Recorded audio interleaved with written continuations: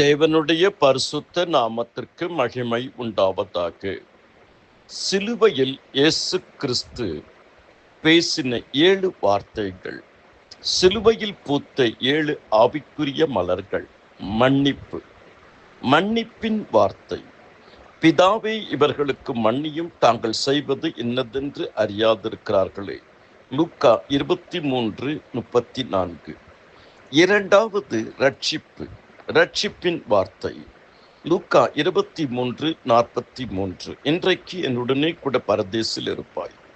மூன்றாவது அரவணைப்பு, அன்பின் வார்த்தை.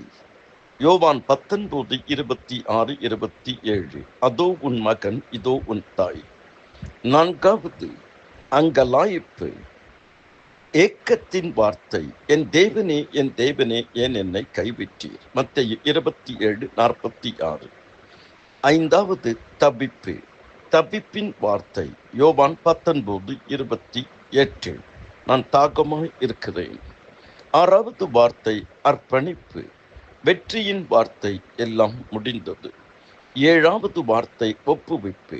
பிதாவே, உம்முடைய கரத்தில் என் ஆவியை ஒப்புவிக்கிறேன். லூக்கா 23:46.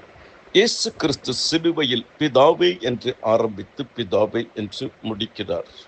கர்த்தருக்குள் அருமையானவர்களே, ஒரு கிறிஸ்துவனுடைய வாழ்க்கை ஜெபத்தோடு தொடங்கி ஜெபத்தோடு முடிக்க வேண்டும்.